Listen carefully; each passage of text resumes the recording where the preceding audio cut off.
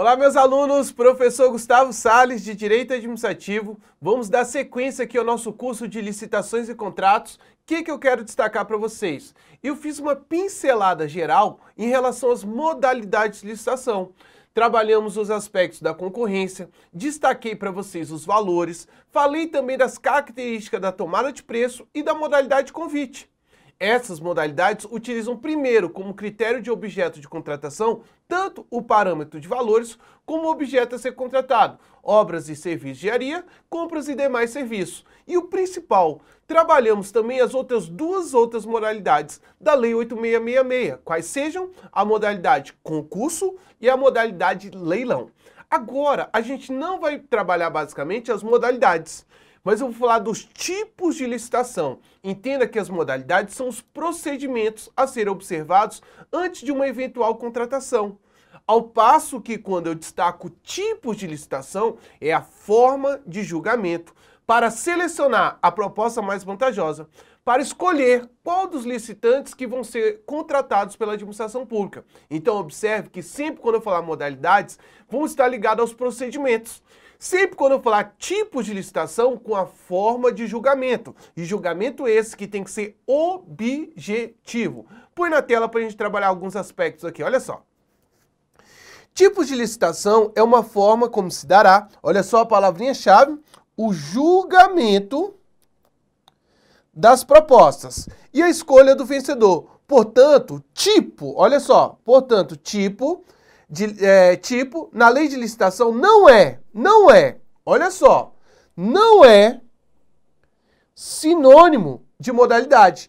Tipo quer dizer critério básico de julgamento, ou seja, julga-se conforme o tipo. Então entenda que parece ser simples isso aqui, mas ainda é cobrado em prova. Então vamos lá, de novo, sendo repetitivo. Modalidades, você tem lá concorrência, tomada de preço,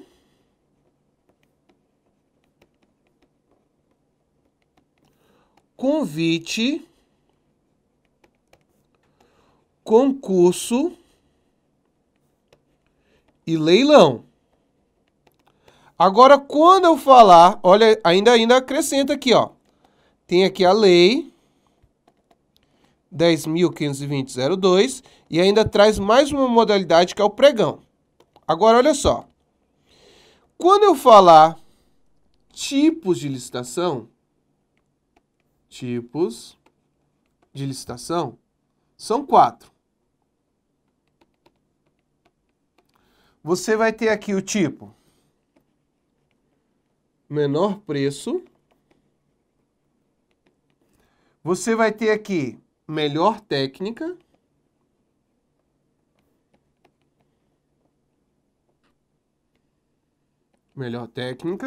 Você vai ter aqui a combinação de técnica e preço. E você vai ter aqui o maior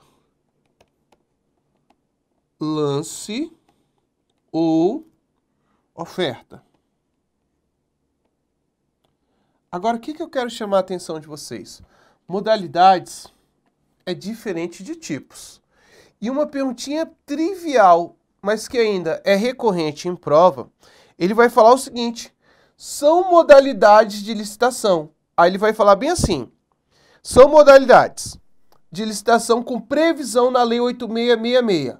Concorrência, tomada de preço e concurso. Correto. São modalidades de licitação da Lei 8666. Concorrência, tomada de preço, convite e pregão. Errado, porque pregão tem previsão na Lei 10.520. Parece besta, mas também vai ter esse tipo de pergunta. São modalidades de licitação. Concorrência, tomada de preço e melhor técnica. Errado, porque melhor técnica são tipos de licitação. Então entenda que modalidades está correlacionado aos procedimentos e tipos está ligado ao critério de julgamento, tá? Então você julga conforme o tipo, menor preço, melhor técnica, técnica e preço ou maior lance ou oferta. Lembrando que não é obrigatório que a proposta mais vantajosa seja de menor valor. Tudo isso vai variar de acordo com o tipo de licitação que você venha adotar.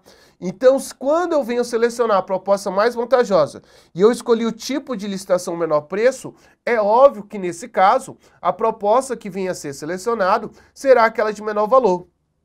Agora, o que eu quero demonstrar para vocês?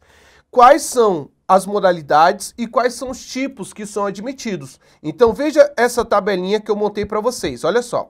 Quando você fala em relação à modalidade convite e tomada de preço, a regra para as duas, vai ser a modalidade, vai ser o tipo de licitação menor preço. Essa é a regra, tá? Agora entenda que você pode utilizar também, você vai poder utilizar também melhor técnica,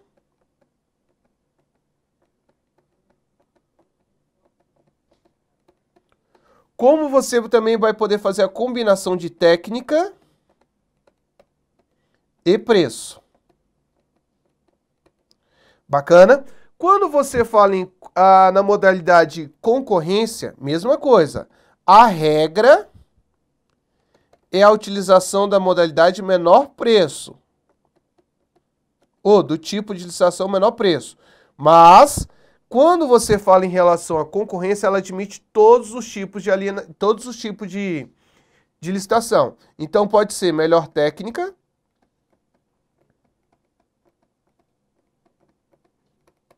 pode ser a combinação de técnica e preço. E lembre que a modalidade concorrência, ela é utilizada para alienação de bens. Então, quando você for fazer, olha só, a alienação de bens que utiliza a modalidade concorrência, você vai utilizar o tipo de licitação, maior lance ou oferta. Na modalidade leilão, só vai ser admitido um único tipo de licitação, que é o maior lance ou oferta. Já a modalidade concurso, essa você tem que estar atento.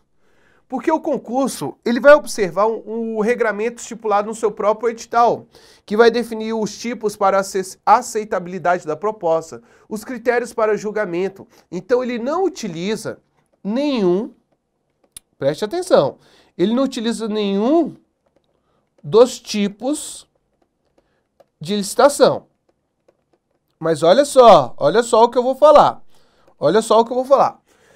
Quando eu falo em relação à modalidade concurso, ela não utiliza nenhum desses tipos de licitação, mas ela vai ter sim uma forma de seleção da proposta mais vantajosa para a administração pública, feita por um parâmetro objetivo, que vai constar no seu edital, que vai ser a regra interna desse concurso, que vai dizer os critérios de aceitabilidade, quais são os parâmetros a ser observados, quais são as regras estabelecidas, tanto que na modalidade concurso, você também tem outra particularidade que eu vou estar explicando em relação à comissão.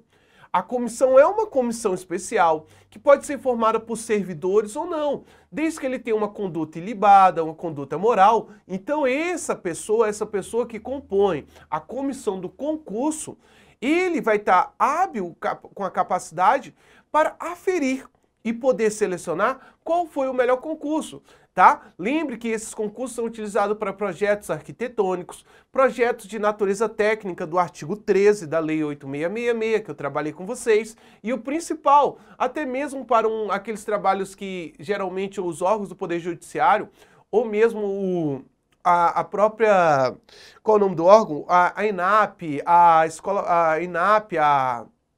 o CNPq, a Embrapa, fazem concurso interno de bolsas, fazem concursos para trabalhos de conclusão, trabalhos científicos, né?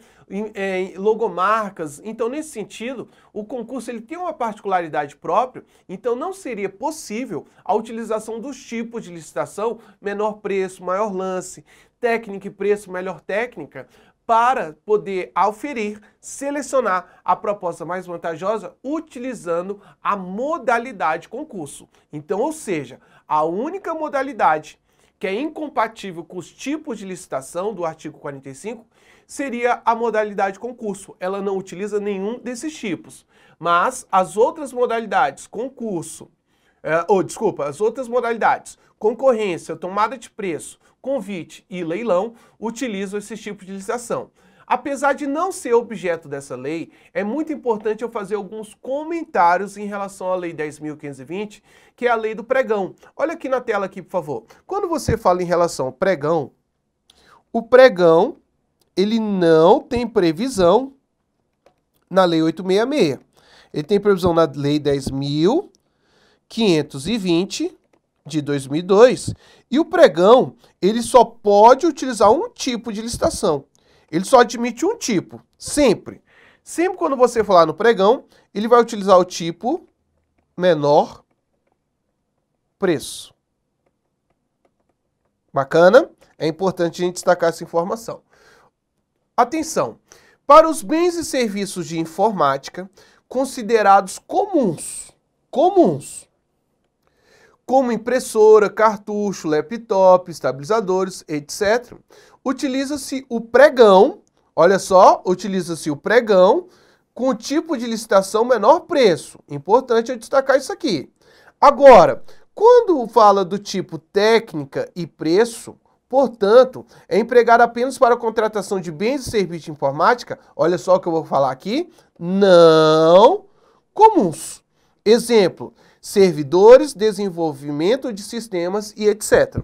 Quando eu quero destacar o aspecto do menor preço, tá, nesse tipo de licitação, e uma comparação com aqueles que vão oferir a capacidade técnica, é porque a lei ela trouxe uma expressão, em qual sentido? Falando que quando você utiliza o tipo de licitação melhor técnica ou técnica em preço, é para serviços exclusivamente de natureza intelectual. Então, o que vai ser cobrado na sua prova? Que para a seleção do projeto básico, o projeto executivo, o projeto arquitetônico de uma obra, você pode utilizar o tipo de licitação técnica ou técnica e preço? Sim, porque isso tem natureza intelectual. Mas quando você vier a contratar a empresa que venha realizar a obra ou serviço de engenharia, essa vai ser contratada pelo tipo de licitação menor preço. Então, olha o que eu vou colocar aqui no material aqui. Olha só esse esqueminha que eu vou montar para vocês. Olha só. O que eu quero destacar? Vamos imaginar que aqui em Brasília quer construir a 5ª ponte do lago. O projeto arquitetônico, esse é bem bonito, e aqui está o nosso lago. O lago está aqui embaixo, e aqui está a ponte, os arcos da ponte, tá? Aqui está a sustentação da ponte, a base de sustentação, tá aqui. E aqui, a ponte propriamente dita, né? Tá aqui a ponte. Essa aqui é a ponte. Vamos imaginar o seguinte, Para a realização antes da ponte, que é uma obra de engenharia, você precisa de um projeto básico e um projeto executivo. Esse projeto básico e projeto executivo, ele tem a natureza de ser um serviço intelectual.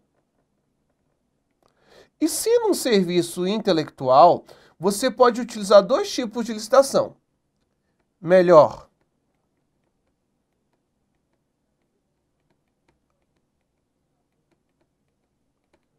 técnica ou combinação de técnica e preço.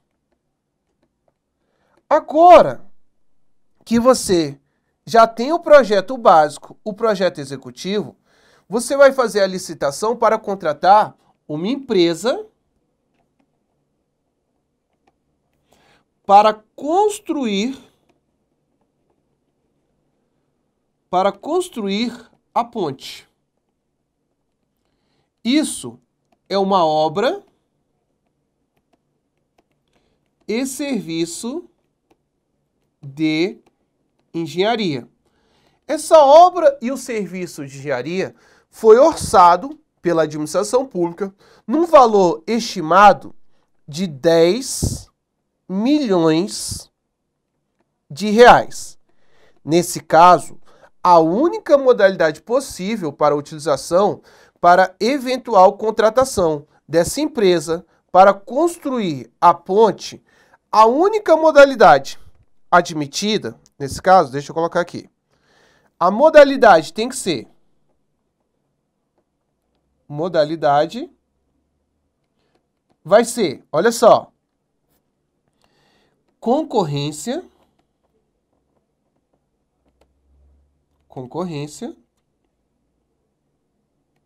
ok? E, olha só, trocar a cor do pincel de novo, e o tipo de licitação vai seguir a regra. Então, se vai seguir a regra, vai ser menor preço. Ou seja, o que eu quero destacar? A construção da ponte não tem a natureza de ser um serviço de natureza intelectual. Então, nesse sentido, quando você fala da construção da ponte, opa, menor preço.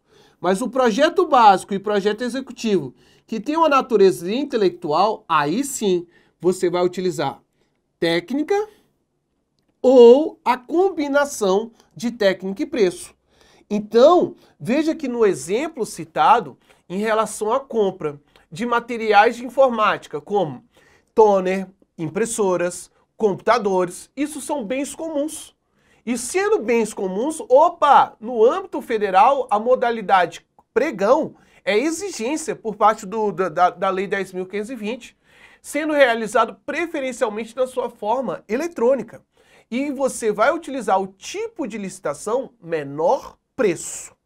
Ao passo que quando você fala da contratação de pessoas para desenvolvimento de sistema, de softwares, que vai ter a natureza intelectual, aí sim a contratação de pessoal para prestação de serviços de natureza intelectual, aí você vai utilizar concorrência, tomada de preço ou até mesmo convite, mas utilizando técnica ou técnica e preço. Bacana? Tranquilo? Agora volta comigo aqui que eu quero fazer uma particularidade aqui, olha só.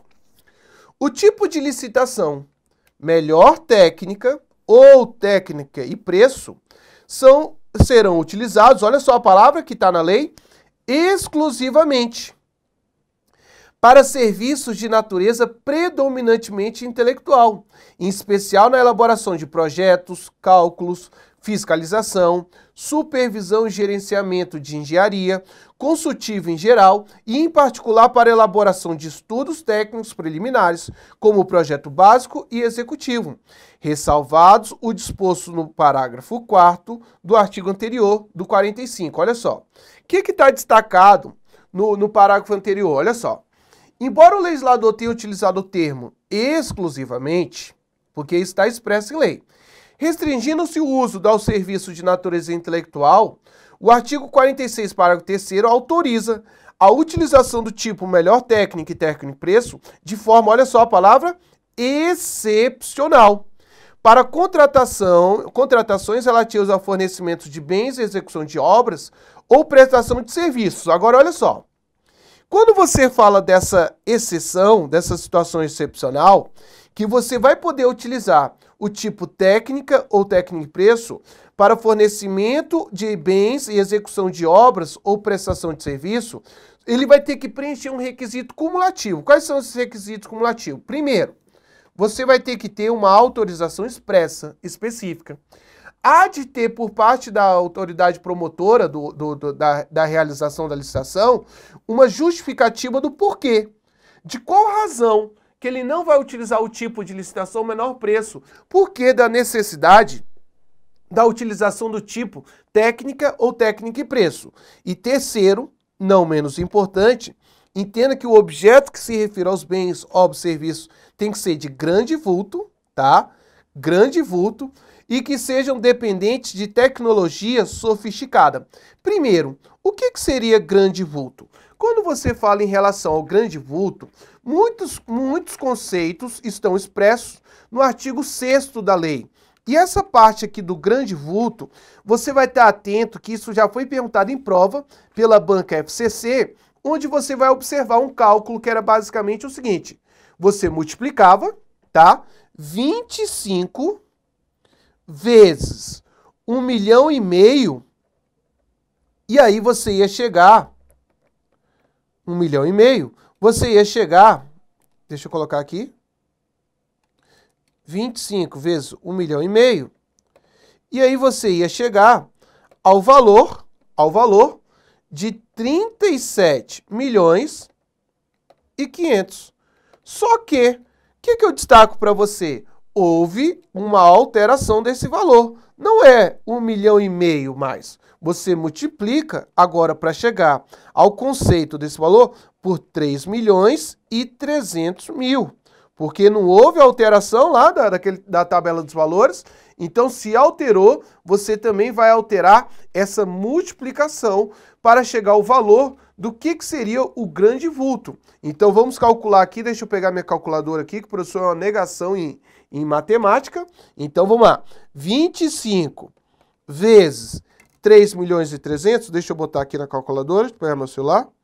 Olha só. Deixa eu botar aqui para ver quanto que dá o valor. 25 vezes 3. Olha só. Foi para 82 milhões e 500 mil. Bacana? Então, isso para a lei é a consideração de um valor de grande vulto, tá? Então, sendo aqui esse um valor de grande vulto, e olha só, você tem que estar diante de uma dependência de uma tecnologia sofisticada para poder utilizar essa licitação, o tipo de licitação melhor técnica ou técnica e preço. Bacana? Tranquilo? Vamos lá. Excepcionalmente, os tipos de licitação previstos nesse artigo poderão ser adotados por autorização expressa mediante justificativas circunstanciadas da maior autoridade da administração promotora constante no ato convocatório, para o fornecimento de bens, execução de obras ou prestação de serviços de grande vulto, majoritariamente, olha só, majoritariamente, dependente de tecnologia nitidamente sofisticada e de domínio restrito, atestado por uma autoridade técnica de reconhecida qualificação, nos casos em que o objeto pretendido admitir, tá? Soluções alternativas e variações de execução, como repercussões significativas sobre suas qualidades, produtividade, rendimento, durabilidade, concretamente mensuráveis. E essas puderem ser adotadas a livre escolha dos licitantes, na conformidade dos critérios objetivamente fixados no ato convocatório. Então, entenda aqui o que eu estou disciplinando para vocês. Se perguntar na sua prova hoje, eu gosto muito de trabalhar as exceções da Lei 8666. Se perguntar na sua prova da seguinte forma: é correto afirmar que os tipos de licitação técnica e preço, ou melhor técnica, são utilizados exclusivamente para serviços de natureza predominantemente intelectual? Você marca certo. Mas, porém, todavia, eu demonstrei aqui para vocês uma exceção, mas essa exceção exige 3 requisitos: autorização, justificativa e o principal tem que envolver principalmente grande vulto, que eu fiz o cálculo para vocês, e ser dependente de uma tecnologia sofisticada, tá claro? Então entenda que tudo em relação a essa lei existe a regra, mas também existe as suas exceções. Bacana? Tranquilo? Então sempre quando você destacar tipos de licitação, lembre, você julga conforme o tipo: menor preço, melhor técnica, técnica e preço, maior lance ou oferta. E a única modalidade de licitação das 5 modalidades da Lei 8666 que não admite nenhum desses tipos de licitação é a modalidade concurso. Bacana? Tranquilo? Vamos lá, vamos para cima que tem mais detalhe aqui. Quando eu falo em relação à licitação, as licitações serão efetuadas no local onde situar a repartição interessada. salvo motivo de interesse público devidamente justificado. Então, ou seja, sempre quando você fala em relação à licitação, ela tem que ser realizada no próprio local, mas entenda que por um motivo excepcional, eu posso realizar em outro local, desde que eu faça isso de forma justificada. Agora, olha só, o que eu quero que você anote aí para mim, por favor. Atenção, atenção. Quando eu falo em relação a esse aspecto de ser realizada a licitação no local onde é a própria repartição, isso não irá impedir, anota para mim, por favor, não impedirá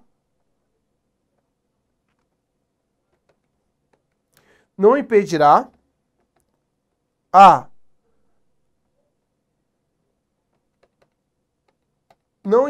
habilitação de interessados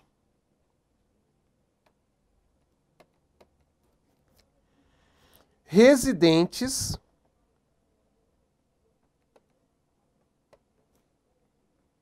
ou sediados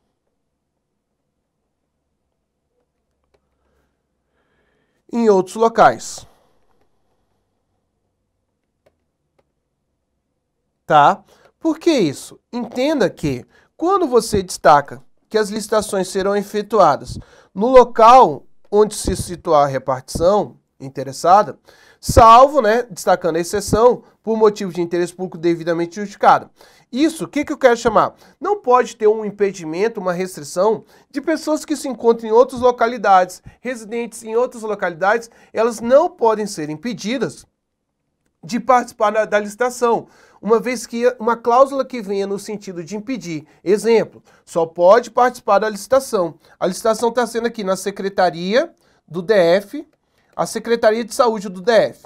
Aí, essa licitação será realizada preferencialmente no próprio órgão, na secretaria, mas por um aspecto de interesse público devidamente justificado, para atender melhor a coletividade, vamos realizar essa licitação, exemplo, lá na governadoria do DF, que é um espaço maior, que vai receber melhor os licitantes, tem uma melhor estrutura. Ok, isso aqui está devidamente justificado. Agora eu pergunto, pode, uma vez que essa licitação está sendo aqui no DF, só possa participar quem tem sede no DF? Claro que não, porque por isso, entenda que isso seria uma cláusula que iria restringir o caráter competitivo da licitação. Então eu destaco que não vai impedir a habilitação de interessados residentes ou sediados em outros locais, porque isso seria considerado desnecessário e ia ferir a cláusula da isonomia, da igualdade entre os licitantes. A publicação dos avisos contendo os resumos dos editais, da concorrência, da tomada de preço, do concurso, do leilão, embora realizados no local da repartição interessado, deverão ser publicados com antecedência mínima, pelo menos uma vez. Então entenda que a licitação pública ela vai ter a sua fase interna e tem a sua fase externa. Aqui a gente já está começando a construir o saber de como que vai funcionar a licitação. Já no próximo bloco, eu vou até encerrar o vídeo aqui nesse exato momento, para não antecipar uma matéria que eu quero destacar, de tal forma que eu quero destacar o seguinte: a licitação ela tem a fase interna, a licitação tem sua fase externa.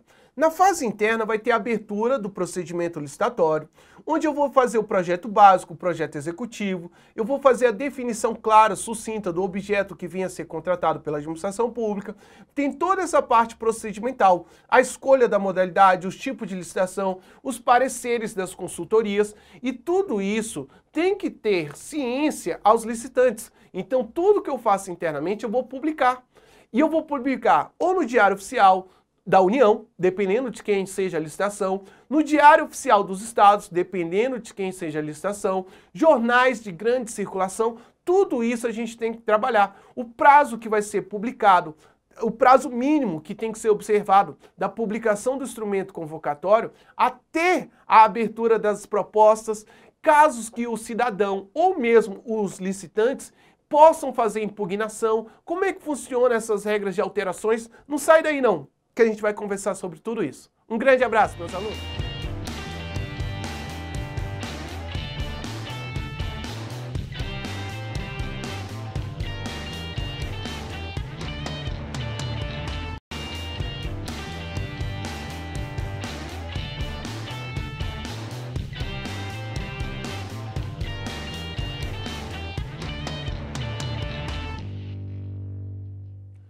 Olá, meus alunos, professor Gustavo Salles, de Direito Administrativo, voltando aqui nessa parte da publicação, como é que funciona, quais são os prazos mínimos a serem observados e ainda eu vou falar algumas coisas em relação ao edital, tá? É claro que quando eu destacar o aspecto do edital, eu vou pedir a leitura obrigatória do artigo 40 da lei, tá claro? Vamos olhar aqui algumas coisas aqui, vamos lá, vamos para cima, põe na tela.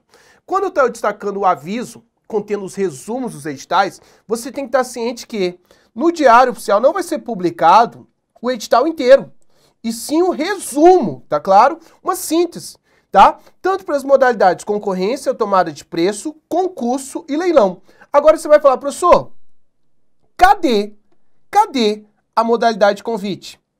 Lembra que eu conversei com vocês no bloco passado que a modalidade de convite, ela dispensa a publicação, mas ela não dispensa a publicidade. Então, quais são aquelas que têm publicação? Concorrência, tomada de preço, concurso e leilão. Embora realizado no local da repartição interessado, deverão ser publicados com antecedência mínima, por uma vez. Vamos lá. Pode ter mais de uma vez? Sim, mas olha só.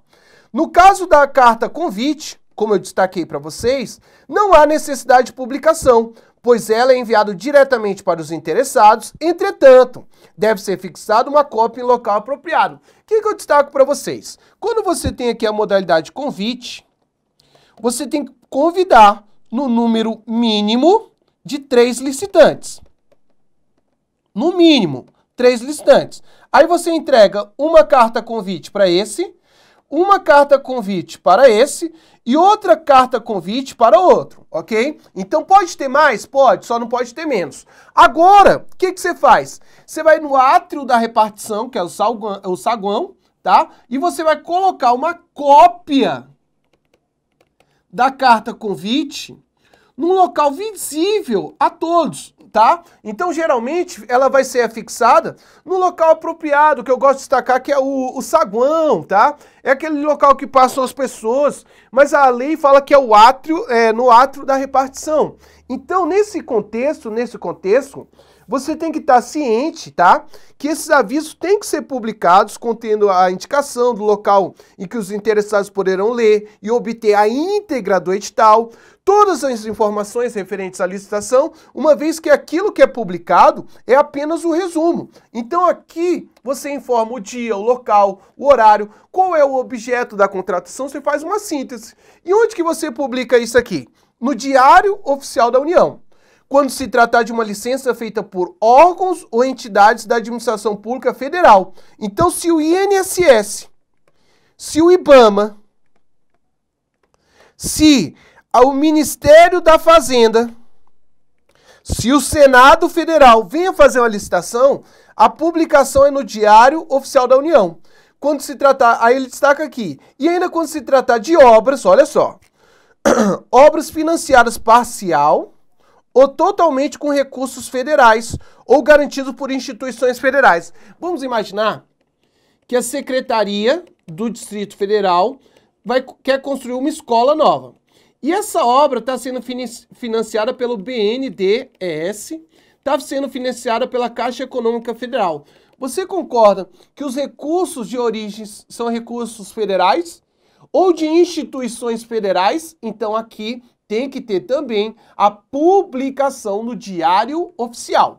Agora, quando vai ser no Diário Oficial dos Estados ou no Diário Oficial do Distrito Federal? Quando se tratar, respectivamente, de licitação feita por órgãos ou entidades da administração pública estadual ou municipal, e bem como dos órgãos do Distrito Federal. Então aqui, o BRB, a TerraCap, a Secretaria de Cultura do DF querem fazer licitação. E nesse contexto, é correto afirmar que a publicação tem que ser no Diário Oficial do Distrito Federal. Bacana? Agora, quando você fala em relação aos estados e municípios, a publicação é no Diário Oficial dos Estados. Bacana? Agora, olha só.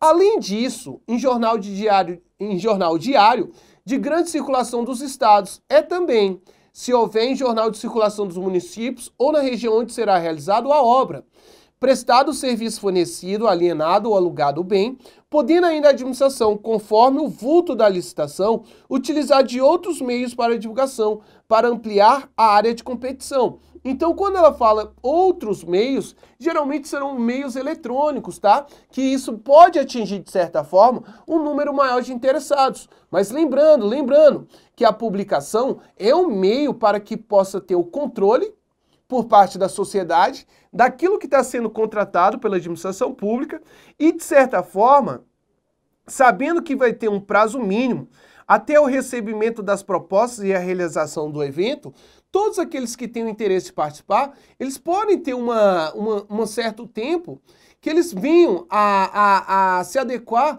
ou mesmo se cadastrar, como é o caso de algumas modalidades, para poder participar da licitação. Então, por isso que a publicação é a regra, tá? Sempre quando você fala em relação à licitação, entenda que a licitação é pública, a licitação é pública, os atos da licitação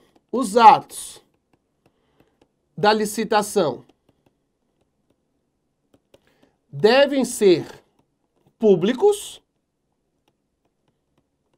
Aí eu coloco aqui, salvo, exceto, em relação ao envelope das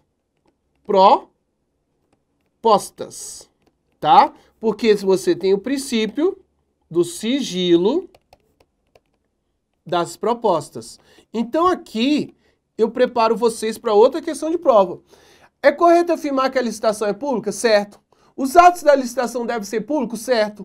Agora ele vai destacar sem exceção ou com exceção? Com exceção, porque você tem a exceção do sigilo das propostas. Bacana? Fica atento a isso aqui.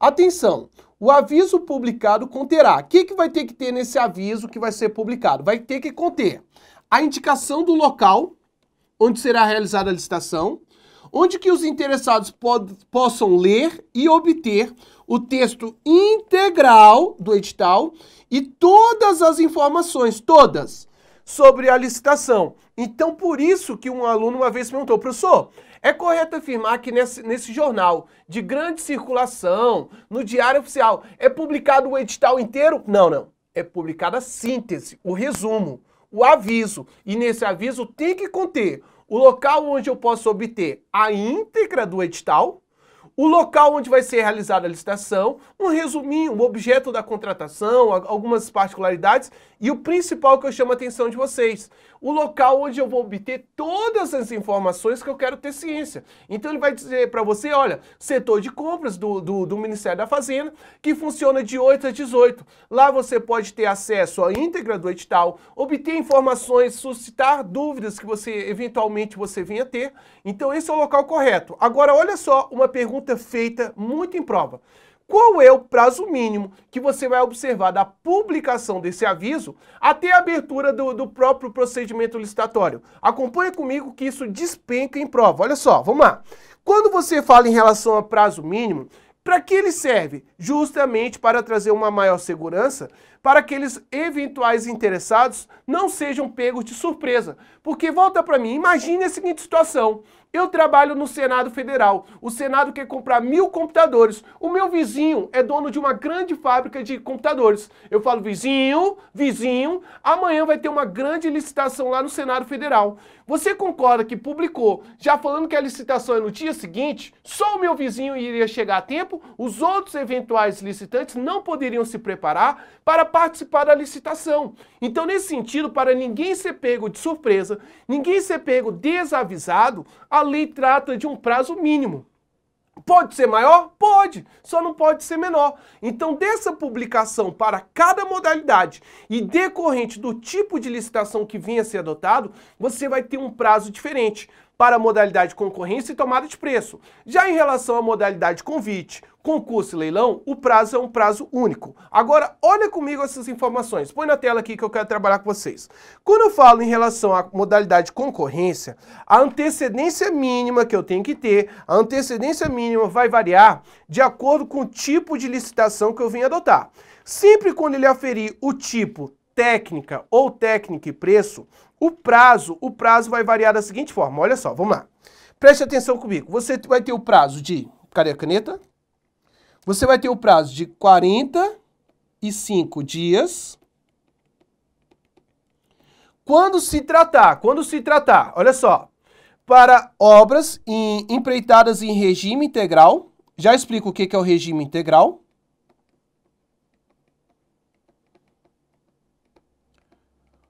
Ou quando ele utilizar a licitação do tipo, olha só, quando ele utilizar o tipo, melhor técnica,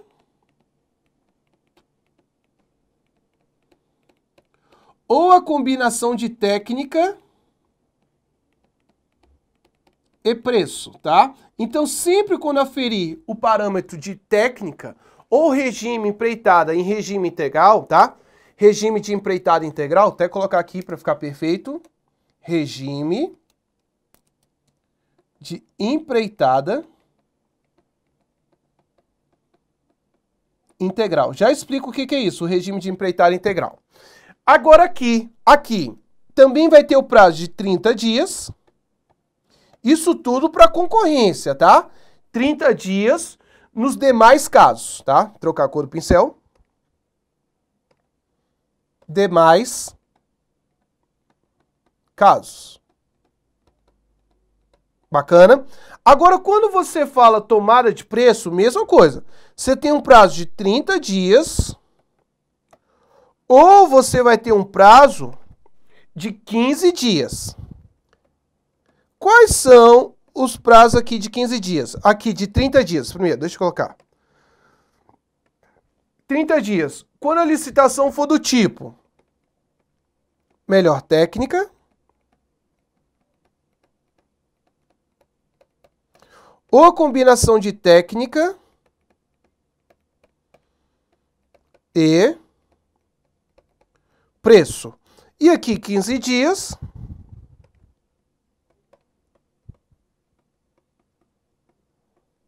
Demais casos. Bacana? E já a modalidade convite é a única modalidade que tem prazo em dias úteis, tá? 5 dias úteis. Bacana? E quando você fala em relação a ela não tem essa diferenciação. Qualquer tipo de licitação, qualquer forma que você utilize, o prazo será em 5 dias úteis. Agora, o que eu quero chamar a atenção de vocês? Primeiro, o que seria esse regime de empreitada integral? O artigo 6º da lei, ele traz muitas definições. Todas essas definições do artigo 6º, eu peço que você faça a leitura completa no seu material, imprime essa lei, é muito importante, onde você vai ter as formas de empreitadas. Você vai ter a execução da empreitada direta, ou você pode ter a execução por uma empreitada indireta. Em qual sentido eu falo da empreitada direta ou indireta? Quando eu falo empreitada direta, na parte da execução, significa que é o órgão ou a entidade contratada, tá? Que está realizando a execução da atividade. Então, olha só, deixa eu colocar aqui. Execução direta. Você vai destacar que é a própria administração pública que está realizando a obra ou serviço pelos meios próprios. Só que você tem a chamada execução indireta. Então, quando você tem a execução indireta, significa que o órgão ou entidade contrata, ok? A administração pública, ela contrata um terceiro. Então, aqui, quando ela contrata um terceiro, essa empresa, ela tem a forma de execução indireta. E dessa execução indireta, você vai ter aqui 4 tipos de execução. Você tem a empreitada por preço global. Você vai ter a executada por preço unitário.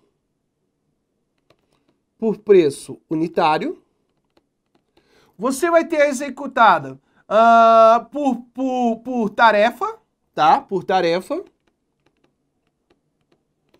E você vai ter aqui essa que a gente está falando aqui agora, que eu vou chamá-lo de empreitada integral.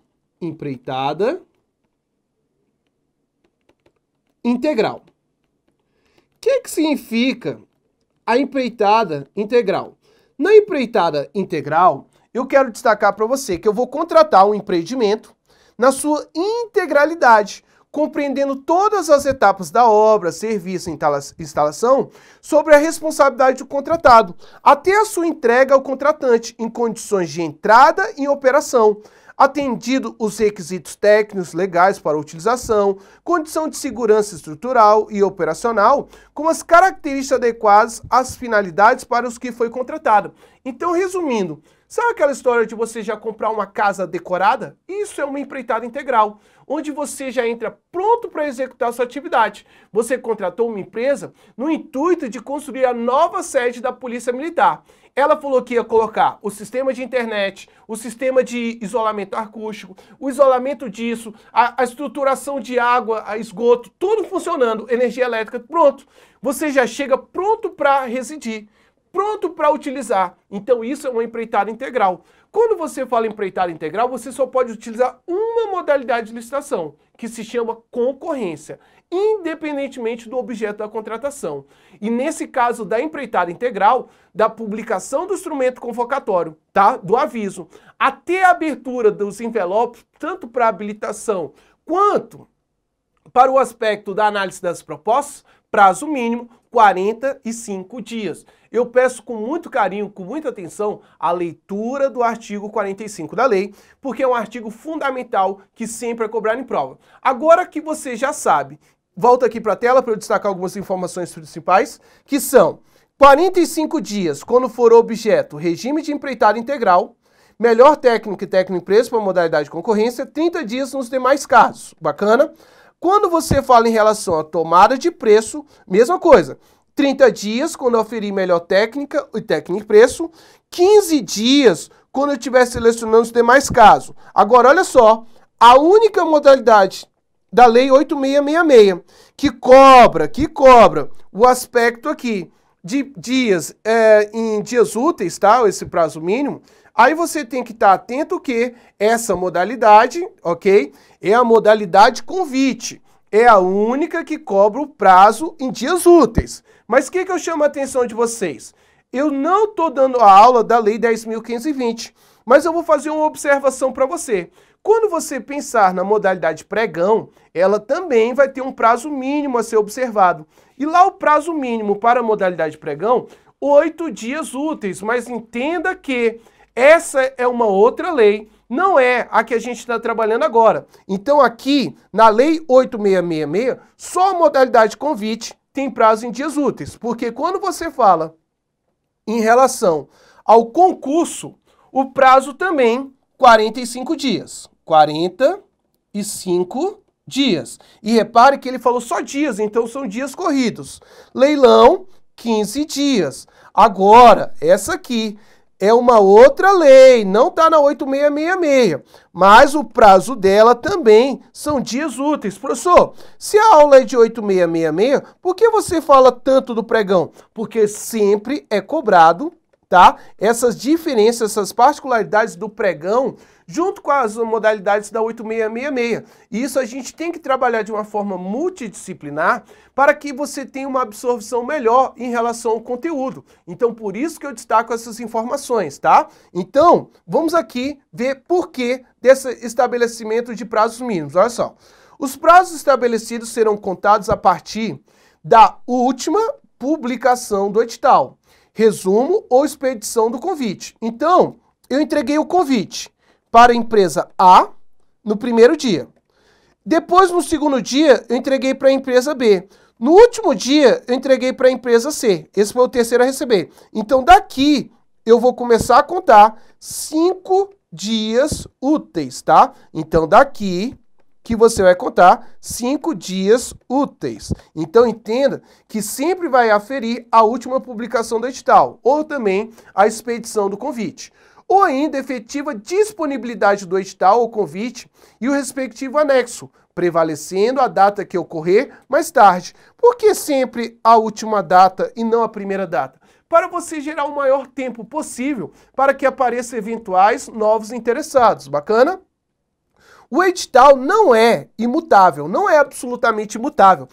O edital, ele pode sofrer alterações, mas entenda que a Banca CESP já cobrou isso em prova, falando que o edital, não só a CESP, a FCC também, o edital, olha só, é a lei interna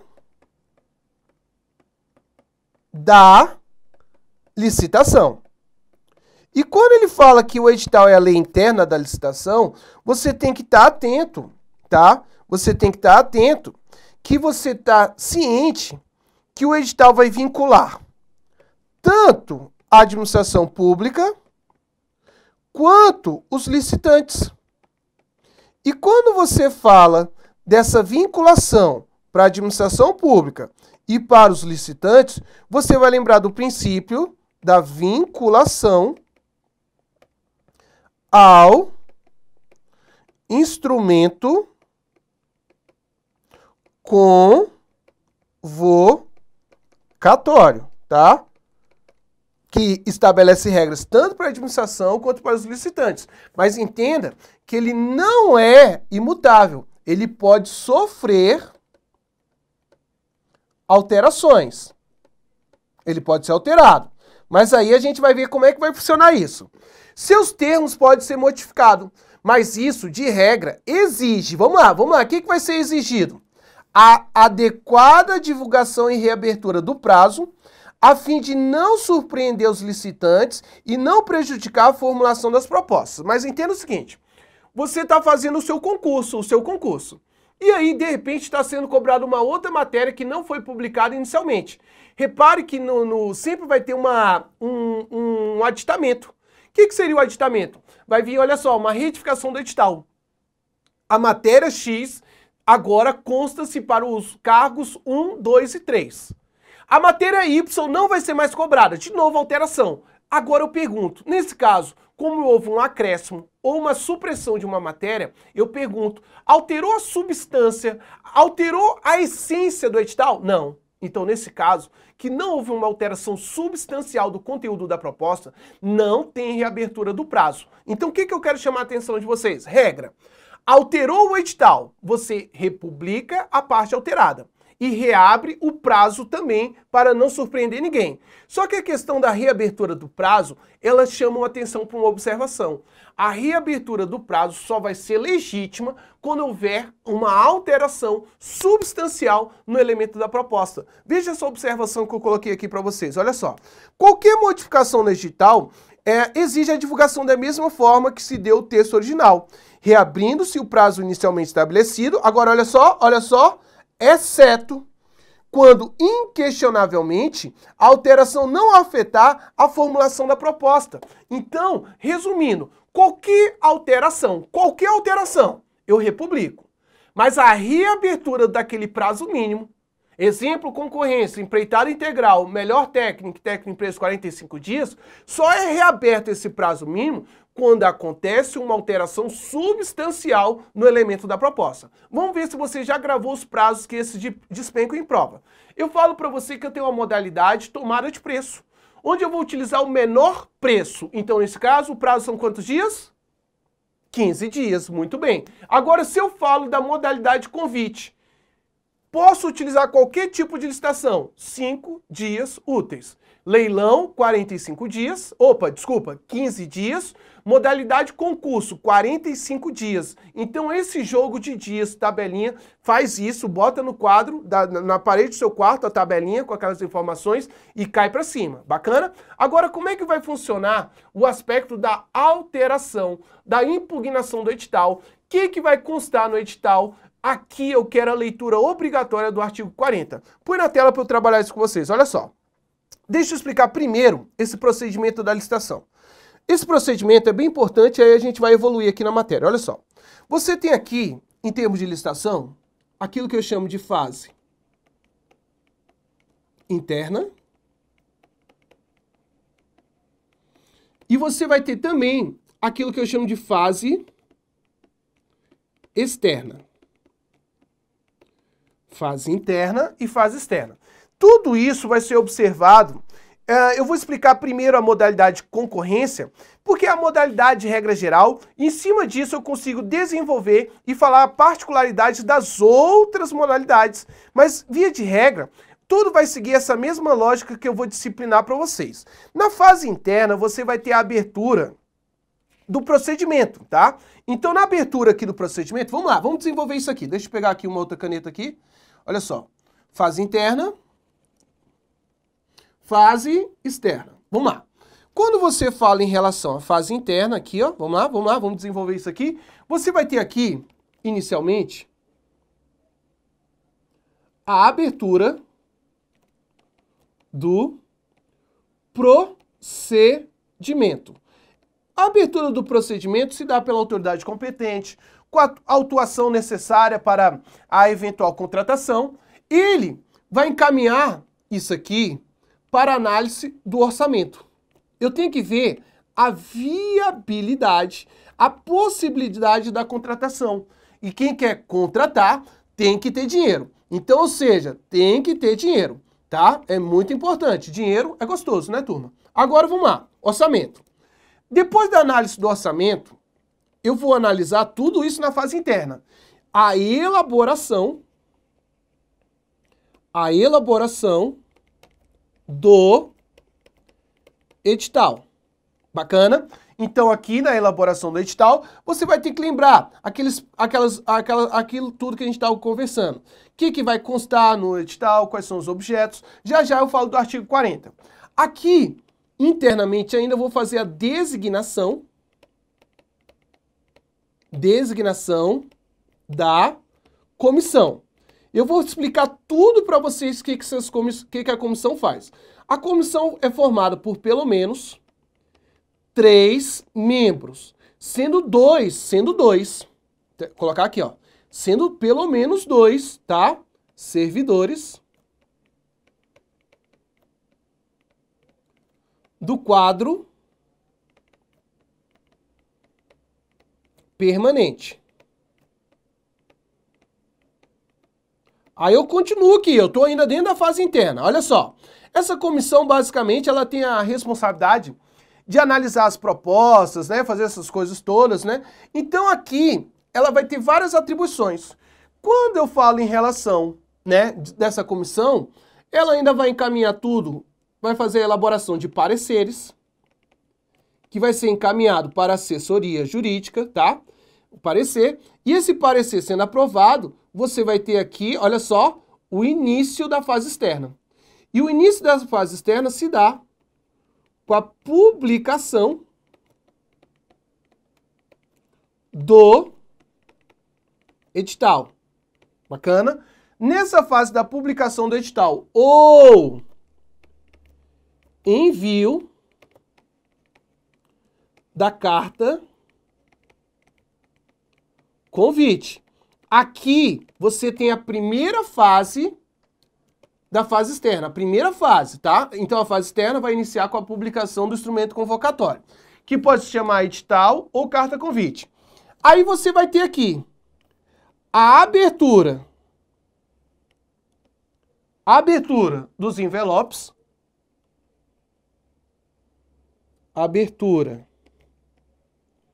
dos envelopes, bacana. Você vai para a fase de habilitação. Depois da habilitação, você vai para o julgamento, segue aí esse caminho.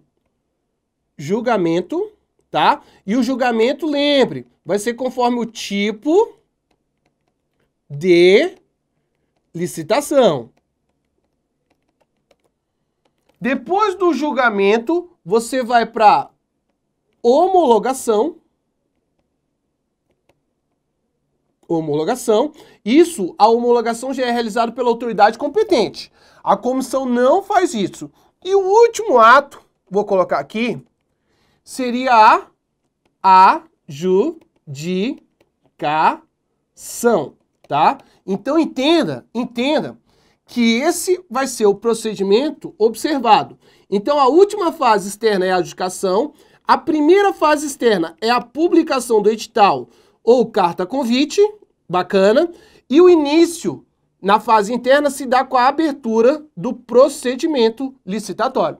Então, tudo isso a gente vai ter que trabalhar, estudar nesses procedimentos da licitação e entenda que a gente está ainda aqui nessa fase da publicação do instrumento convocatório, onde eu observo aqueles prazos mínimos que a gente está conversando aqui, tá? A gente está aqui, ó, dentro...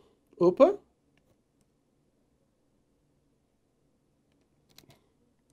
Deixa eu voltar aqui rapidinho.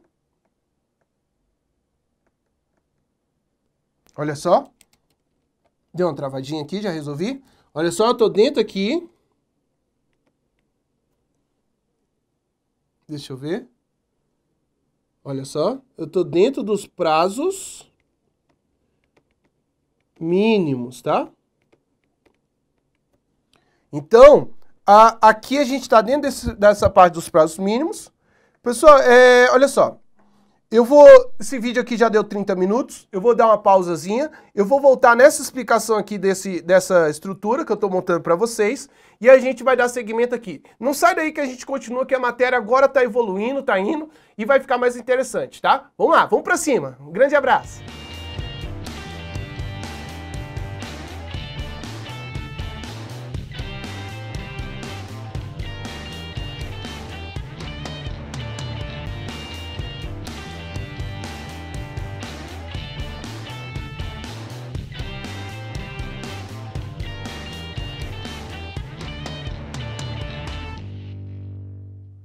Olá, meus alunos, professor Gustavo Salles, de Direito Administrativo, voltando aqui com vocês. No bloco passado eu montei aquele esqueminha para vocês completo, ficou pesado aqui que eu escrevi pra caramba, mas façam aquele esqueminha que vai ficar mais fácil para a gente ter o desenvolvimento da matéria.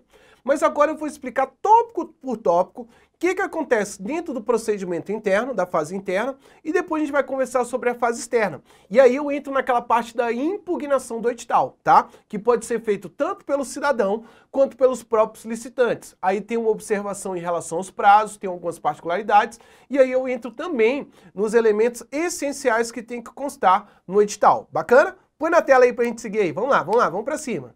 Vamos pra cima. Vamos lá. Procedimento de licitação.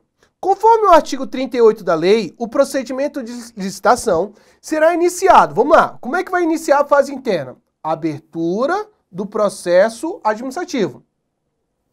Devidamente autuado, tá? Vai ter o número, protocolado e numerado, contendo a autorização respectiva, a indicação sucinta do seu objeto e, claro, tem que ter o quê, turma? Dinheiro. Tá? Recursos próprios para as despesas. Então, vamos lá. O que eu vou observar aqui na fase interna aqui? O que a gente vai destacar aqui? Fase interna, vamos lá. Vamos lá que tem muita observação a ser feita aqui, eu vou destacar para vocês. Então, deixa eu anotar tudo que você tem que ter. Primeiro, a gente vai ter aqui a abertura do procedimento. Bacana? Depois da abertura do procedimento, como a gente destacou, você vai ter que ter aqui o chamado projeto básico. O projeto básico, tá? Ele vai ser obrigatório para obras e serviços de engenharia, tá? E a definição do projeto básico a gente encontra também no artigo 6º da lei. Lembrando que você, para obras e serviços de engenharia, você precisa ter um projeto mais detalhado, tá? Disciplinando o cronograma da obra, tá? Então você tem o chamado projeto executivo, tá? Eu vou colocar aqui nos casos de obra. Nos casos de obra. Ok? Vou colocar aqui ponto e vírgula. Terceiro, quarto, a gente vai ter aqui a chamada, até trocar a cor do pincel, a disponibilidade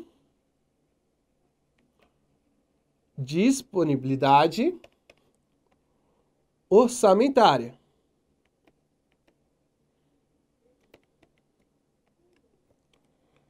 Quinto, você vai fazer a chamada designação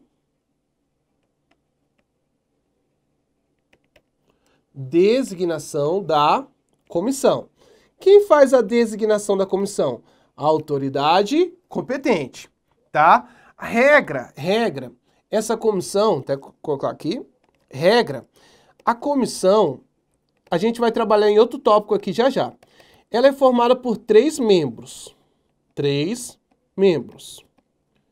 Só que desses 3 membros, sendo 2 desses membros, eles têm que ser do quadro permanente. Do quadro permanente. Mas já já eu vou destacar para vocês 3 exceções. As exceções estarão presentes na modalidade convite, na modalidade concurso e na modalidade leilão. Elas admitem algumas exceções que a gente vai conversar ao longo do curso. Aqui, no 6º elemento da fase interna, vou até trocar a cor aqui para ficar destacado. O 6º elemento eu chamo de audiência pública. O que seria a chamada audiência pública? A audiência pública, ela está diretamente relacionada quando eu tenho licitações de imenso vulto. O que seria a licitação de imenso vulto? A lei, ela traz a definição de imenso vulto, é quando você tem uma licitação com valor de antes, tá? Antes.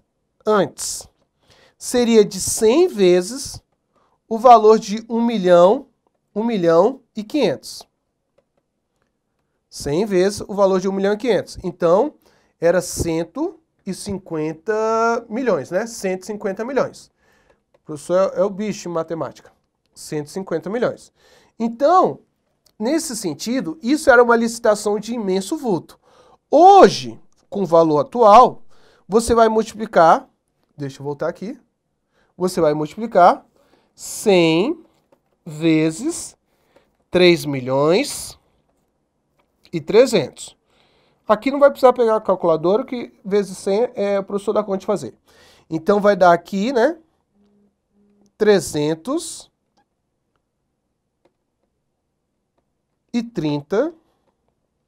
milhões. Bacana? Então, nesse caso da audiência vulta, a imenso vulto, até colocar aqui o conceito. Professor, onde que eu acho o conceito de imenso vulto? Quando você quiser conceitos da lei, eu peço que você faça a leitura do artigo 6º. E lá ele vai destacar no artigo 6º que imenso vulto é justamente esse aspecto de multiplicar 100 vezes aquele valor de 3 milhões e 300. Agora, olha só, essa audiência pública, ela tem um prazozinho. Ela tem que ser realizada num prazo de 15 dias úteis antes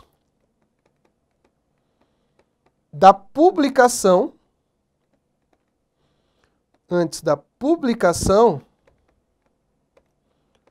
do edital, tá? É uma exigência. Essa exigência consta no artigo 39 da Lei 866/93. Bacana? E aqui, depois dessas etapas todas, eu continuo com vocês. Eu vou para a 7ª etapa. Vai ser feita a confecção do instrumento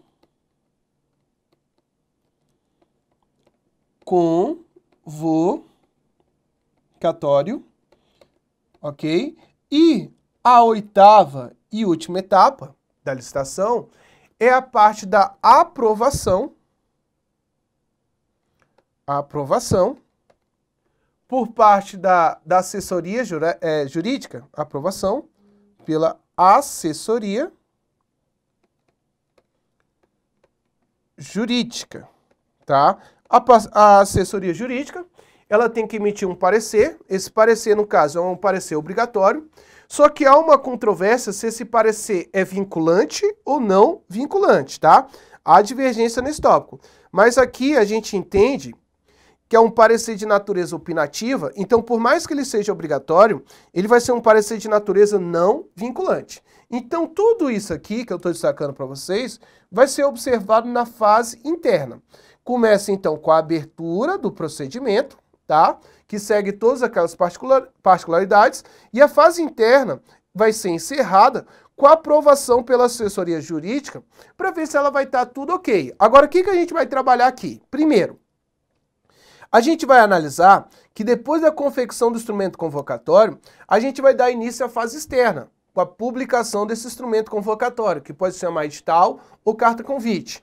Depois, ainda dentro da fase interna, eu quero adentrar as características da comissão, porque existem dois tipos de comissão.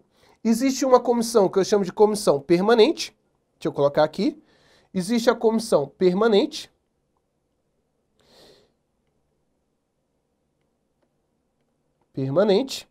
e existe também a comissão especial. E aí eu quero trabalhar com vocês esses dois tópicos, tá? Deixa eu só voltar. Comissão permanente e comissão especial. Então, a gente vai desenvolver isso aqui nesse próximo tópico. Deixa eu ver se está aqui, ó. Perfeito. Comissão. A comissão de licitação. A habilitação preliminar, a inscrição em registros cadastrais, a sua alteração ou cancelamento e as propostas serão processadas e julgadas pela comissão permanente ou especial, de no mínimo 3 membros, sendo 2 pelo menos deles servidores qualificados pertencentes ao quadro permanente dos órgãos da administração responsáveis pela licitação. Então, quando você fala em relação a essa comissão, tá? Entenda que 2 tem que ser do quadro permanente da instituição, tá? E o principal, quais são as funções dessa comissão? Ela tem o aspecto de fazer a habilitação preliminar, fazer a inscrição, registros cadastrais e eventuais alterações, bem como cancelamento de propostas. Porque quando você fala em relação à adjudicação, quando você fala em relação à homologação, isso é uma atribuição própria, tá? É uma atribuição própria, não da comissão, e sim da autoridade competente. Então, o que eu quero chamar a atenção de vocês em relação a ao aspecto da comissão? Aqui, eu vou voltar naquele slide.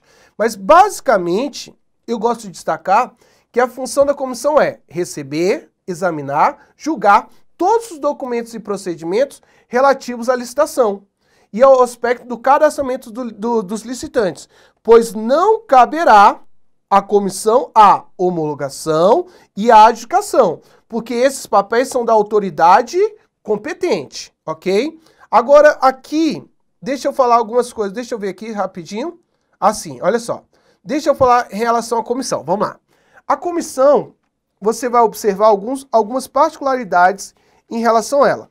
Quando eu falo da comissão, regra, deixa eu colocar aqui a caneta, regra, ela vai ser composta por 3 membros, tá? Então, vou colocar aqui, ó.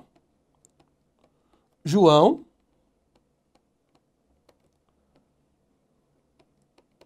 Pedro e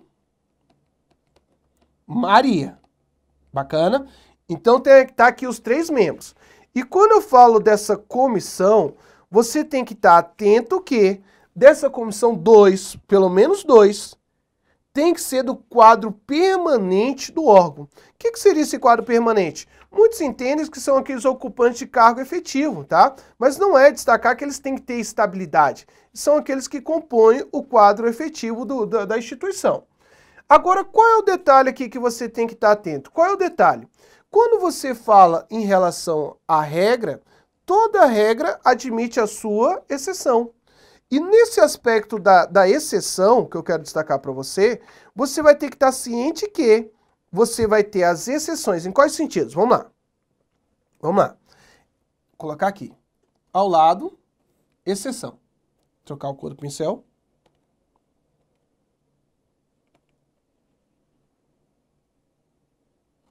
Exceção. Você vai ter aqui, na modalidade, primeiro, na modalidade convite, você vai poder trocar, tá? Mas quando você fala convite, tem que preencher esse pressuposto. Qual seria? Pequenas unidades.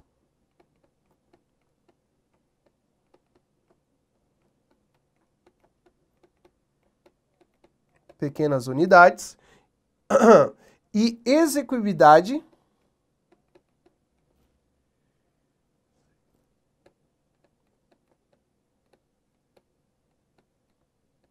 de pessoal.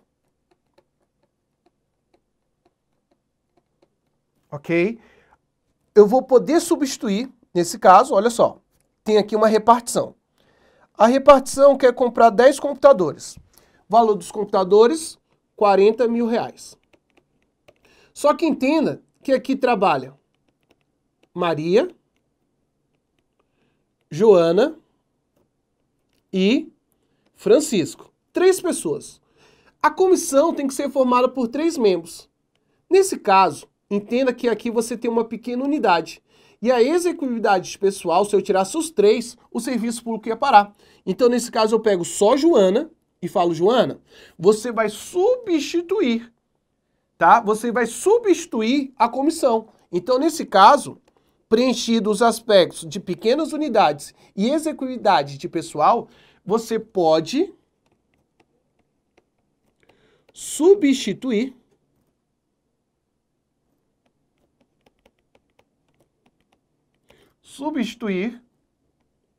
por um único servidor. Bacana? Segunda exceção, vai ser na modalidade. Essa eu vou chamar de modalidade concurso. No concurso, você vai ter aqui 3 membros também. 3 membros também. Mas esses 3 membros, eles podem ser servidores ou não. Mas desde que sejam de condutas ilibadas, tá? E de notório conhecimento sobre a matéria. E quando você fala também da modalidade leilão e pregão, que são conduzidos. Tem a equipe de apoio, mas o leilão, quem conduz é o leiloeiro. E no pregão vai ser o pregoeiro e não a comissão. Então lembre sempre que pregão, lei 10.520 de 02, tá? Que vai ter a sua respectiva equipe de apoio. E aí eu coloco aqui. Esses aqui, eles têm que ter todos, tá? Não só aqui, eu vou ter que colocar aqui para todos. Essa comissão do concurso, eles têm que ter reputação, vou colocar aqui, ó. Reputação ilibada. E, claro, conhecimento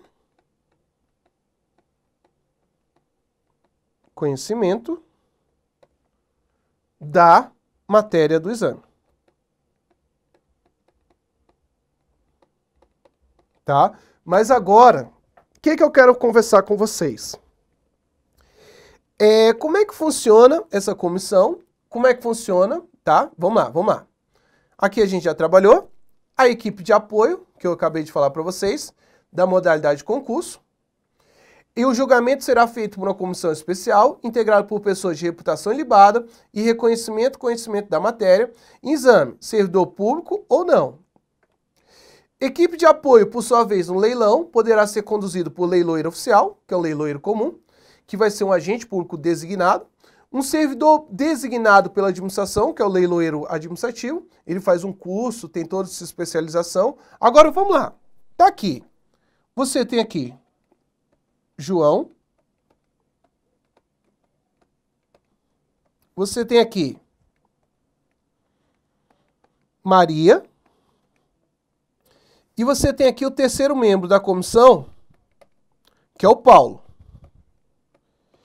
Essa comissão, ela tem a sua responsabilização. E nesse aspecto da responsabilização, o que eu quero chamar a atenção de vocês? Olha só, vamos imaginar que eu estou discutindo no aspecto de uma licitação, o João fala o seguinte, olha, eu acho isso. A Maria fala, eu acho aquilo. E o Pedro fala, ó, eu concordo com o João. Essa comissão, eles estão agindo conjuntamente. Então, uma vez que eu encontro uma divergência, João e Paulo estão agindo em entendimento comum. Eles têm a mesma opinião. Já a Maria, ela tem uma opinião diversa. Uma vez que ela tem uma opinião diversa, o que ela vai fazer? Haja vista que é uma comissão. Ela vai registrar em ata a sua opinião divergente, tá? Então ela registra em ata, que vai ser lavrada em reunião, que ia ter sido tomada essa posição, essa decisão, ela vai deixar sua posição individual, divergente, devidamente fundamentada e registrada, tá? E ela vai fundamentar, ela vai deixar isso fundamentado. Fundamentado e registrado, tá? E registrado em ata. A sua posição divergente. Agora, se João e Paulo cometeram uma besteira, a responsabilidade deles vai ser o quê? Solidariamente. Já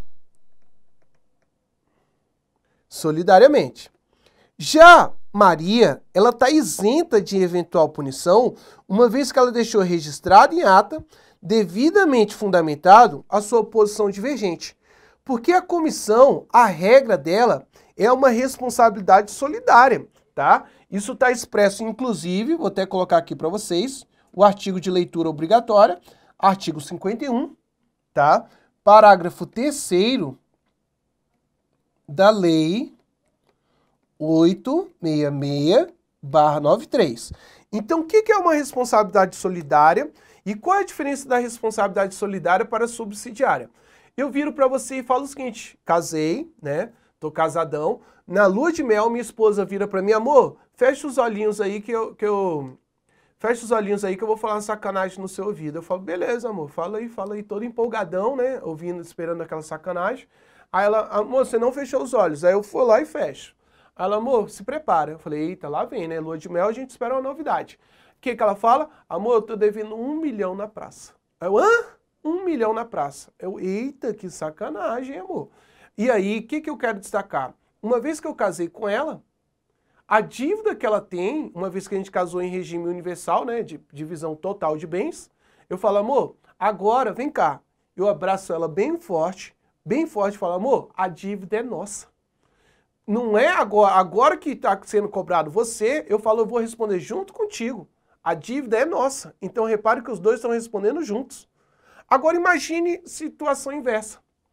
O seu cunhado, porque quando você casa tem o cunhado, tem a sogra, tem aquela galera toda, gente boa. E aí, você casadão, o seu cunhado te liga, cunhado, tô precisando alugar um apartamento aí perto de vocês. Eu, hã? Eu conheço, né? Curto e grosso. Aí ele, não, que isso, cunhado? É porque eu preciso que você seja meu fiador. Aí eu, pegou pesado. Por que pegou pesado? Porque quando ele for cobrado, se ele não pagar, a bomba sobra para quem? Para o fiador. Então repare que primeiro você cobra esse. Esse não arcando com a sua obrigação, você cobra aquele. Então isso é uma responsabilidade subsidiária que é diferente da responsabilidade solidária, onde os dois respondem juntinhos. Então quando você pensar em relação à comissão, os atos praticados por ela, a responsabilidade é solidária. E é responsabilidade solidária em relação aos três, salvo aquele que tem uma posição divergente, registrada em ata, devidamente fundamentada, ele fica isento de eventual sanção. Tá claro? Então, sempre quando você estiver trabalhando em licitação, entenda que essa comissão, a responsabilidade dela é solidária. Só que eu tenho mais uma particularidade em relação a essa comissão. Você tem a comissão permanente e a comissão temporária. Especial. Quando você fala em relação à comissão especial, ela vai ser designada exclusivamente para aquele eventual objeto da contratação. Exemplo, vamos imaginar que agora vai ser feito o concurso público do Ministério Público. Eu trabalho no Ministério Público. Nesse sentido, o meu chefe me designou para a comissão. É uma comissão especial que vai tratar apenas desse objeto de contratação, que é a contratação da banca para a realização do concurso público. Realizado o concurso, essa comissão é desfeita. Por isso que eu falo que ela é uma comissão especial. Mas órgãos que realizam compras frequentemente, elas mantêm uma comissão permanente. Mas dentro dessa comissão permanente eu tenho que ter um rodízio. O rodízio não precisa ser integral, mas tem que ser pelo menos parcial. Porque eu não posso ter uma recondução total para o exercício seguinte. E ela vai ser alterada pelo menos anualmente. Vamos olhar as particularidades dessa comissão permanente. Olha só. Investidura dos membros. A investidura dos membros das comissões permanentes não excederá, tá? Não pode exceder 1 ano. Vedada a recondução na totalidade de seus membros para a mesma comissão no período subsequente. Então tá aqui. Você tem Pedro, você tem João, tem Maria. Essa comissão, ela vai ficar aqui por 1 ano. No ano seguinte, o Pedro pode ficar? Pode. O João pode ficar? Pode. Mas pelo menos um tem que sair. Então aqui eu vou colocar a Paula no lugar da Maria. Então, ou seja, no exercício seguinte, repare que 2 que estavam aqui permaneceram, mas a Maria teve que sair. Então eu tive uma recondução parcial, tá? Não posso ter uma recondução total. É possível que a administração faça um rodízio parcial da comissão permanente. Por exemplo, trocando apenas um dos membros e mantendo os demais. A lei veda, tá? Deixa eu até marcar aqui com marca-texto amarelo. A lei veda a recondução na totalidade dos membros. Então, ou seja, eu não poderia ter aqui Maria de novo no ano seguinte. Posso trocar todos? Exemplo. Faço o seguinte, no ano seguinte, tá aqui Francisca, Francisco e Francilene. Repare que agora eu trouxe uma nova comissão, não há nenhum impedimento. Eu só não posso, no ano seguinte, estar aqui com o Pedro, com o João e a Maria de novo no ano seguinte. Então aqui eu troquei pelo menos um, ou troco todos, não há impedimento. Porque eu não posso ter a recondução total para o exercício seguinte, ok? Agora, olha só. Fase externa.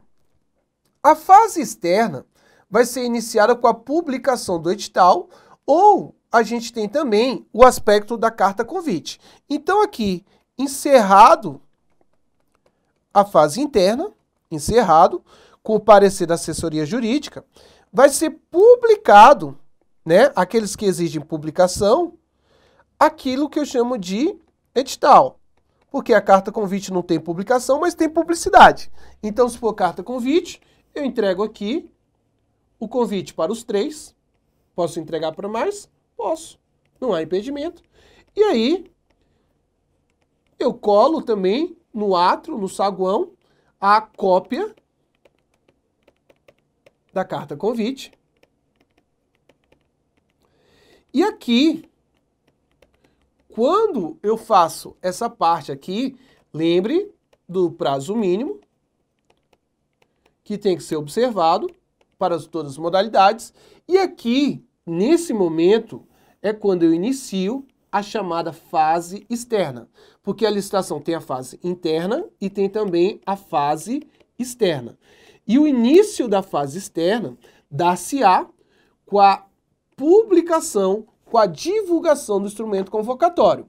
E a última etapa, porque isso já foi perguntado em prova, a última etapa da fase externa é a adjudicação, tá? A gente vai desenvolver todas essas observações agora em relação à fase externa. E para eu não cortar o vídeo no meio da explicação, eu vou encerrar aqui e aí eu volto no próximo vídeo falando exclusivamente sobre essa fase externa. Agora a gente vai ver as características que tem que constar no edital, os prazos de impugnação, todos esses detalhes a gente vai observar agora, tranquilo? Não sai daí, me dá um minutinho que eu já volto. Um grande abraço, meus alunos!